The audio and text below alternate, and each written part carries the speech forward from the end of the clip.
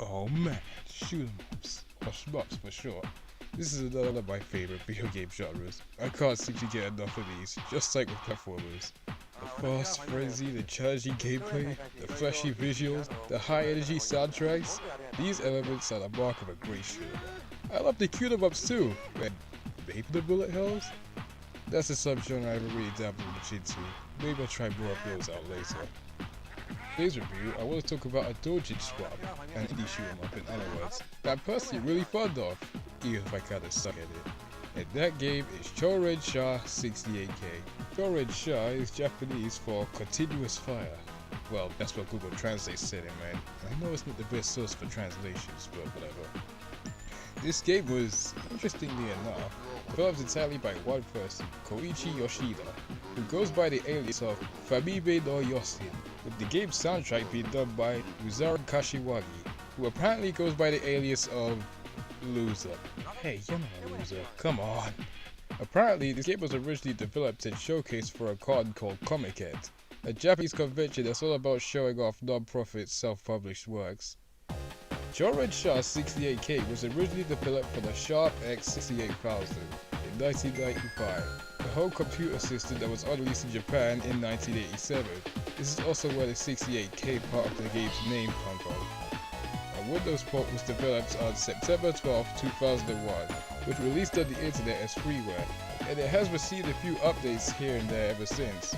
The latest update being done in 2017, where it's updated for modern Windows versions. Since if you played the older versions on modern Windows versions, it would have issues such as stuttering sound effects and muting. This is the version of the game I'll be reviewing. I don't have a Sharp 68000 anyways. Also, I heard there were ports of this game for the Atari Falcon and the Atari 7800 called Bullet Festival, but I don't really know much about them, nor do I really care.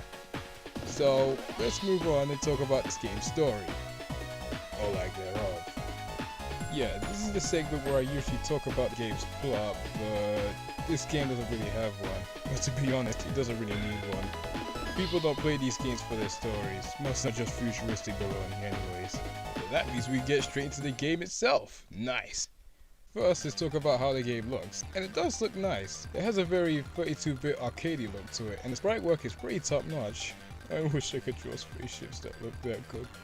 The only area where I think the visuals fall flat is in its backgrounds. Well, background because there's only one of them.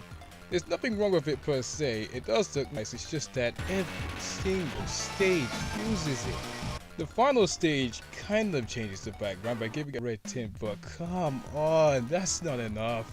I figured one selection of backgrounds and set pieces would have helped to make the stages each feel more unique. Moving on, let's talk about how this game plays. The controls are simple.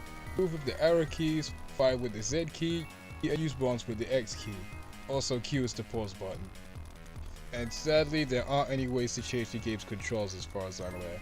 I really wish you could use the WASD keys to move and some other keys to fire and such, but thankfully there's controller support, so I just opt to use that, no problem. What is a problem though is that this is one of those shmups where you have to keep mashing the fire button to keep on shooting, and I hate games that do that. I may have fun the phones, but this is too much even for me. However, the controller I use has turbo support. For all those who don't know what that means, I can have the controller button mashed from me while I just hold down the button, so crisis averted. Now let's move on to the game's power-ups.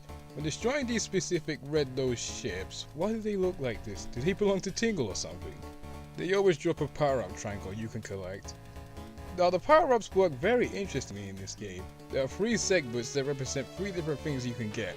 Sharp upgrade, which allows you to fire more shots quickly, a shield, which allows you to take an extra hit, and a bomb, which you can activate at will, that causes damage to the enemies around you and gets rid of all the enemy bullets on the screen. You start off with 3 bombs with every life, and you can earn bonus points if you decide to hold on to them when the stage ends. If you touch one of the 3 power-up segments, you can only get that one thing. However, if you can carefully position your ship inside the triangle for a second or two, you can grab all 3 upgrades at once. It's a tricky maneuver to pull off, but it's super rewarding and satisfying. Also, if you get a power up but you're already maxed out on that aspect, you'll get points instead. And points aren't just for high scores. If you manage to get 1,000,000 points, a 1-up will appear on the next power up you get. This is the only way to get extra lives. This is a game that really rewards staying alive and holding on to what you have for as long as you can, and I know this is a no-brainer thing, but try not to be too reckless and try not to lose your lives. This game has 7 stages to beat, each one more challenging than the last with its own unique selection of enemies and ending with a boss fight. Also, the game doesn't end when you beat the final stage, it just loops back to the first stage again. I've never done this myself, again I kinda suck at this game, but it does eventually end after the 4th loop, but the ending is just a line of text on the screen. Again, people don't play these games their story. Cho Ren Sha doesn't pull any punches, this game is hard. I'll tell you this right now. You will get angry playing this game for the first time. I certainly did, and I still get angry playing this game now. Oh my goodness, there are bullets everywhere! Let me just get that. Oh, I got the wrong thing! I'm so close, come on, I'm so close! Come on, I'm so... Yeah, there will be frustration. But to be honest, that's all part of the fun.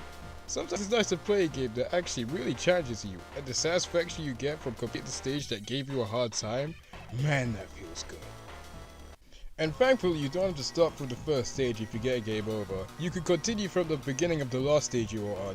You will start out bare bones with no points or powers, but it's a small price to pay.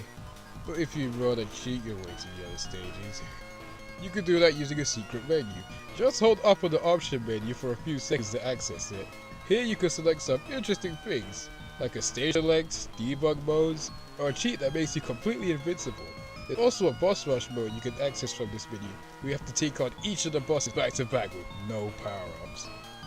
There's even a secret boss rush mode you can activate here, and you thought the bosses in the main stages were challenging enough? Then get a load of these!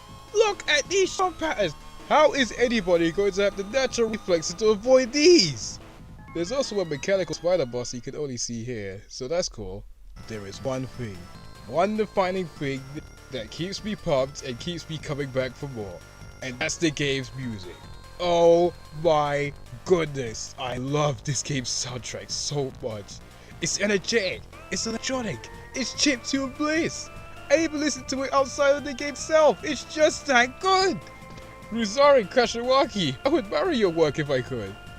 But you don't have to take my word for it being great. Seriously, listen to this stuff yourself!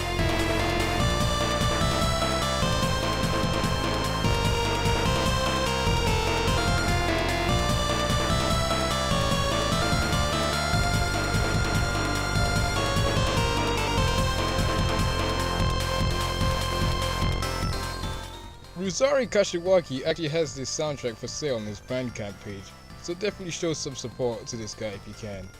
He also released an entire album with the original soundtrack, some originals that weren't in the game, including a rearrangement of the Doraemon opening theme song,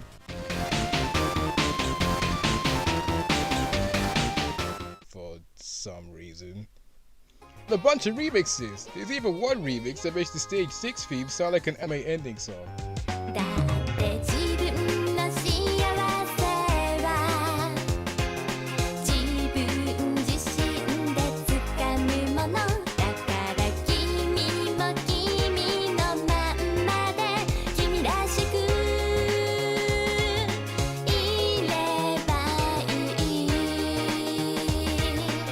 Didn't know I needed this in my life.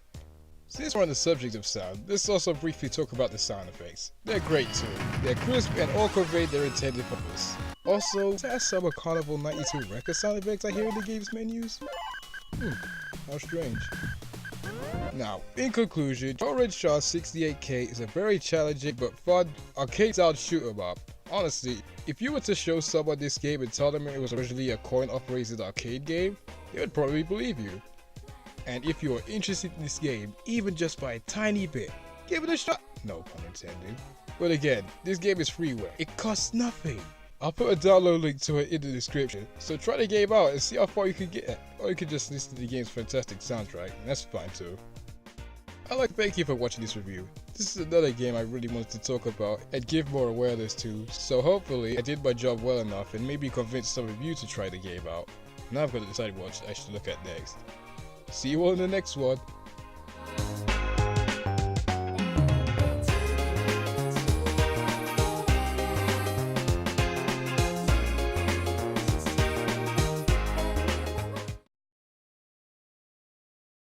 home computer system.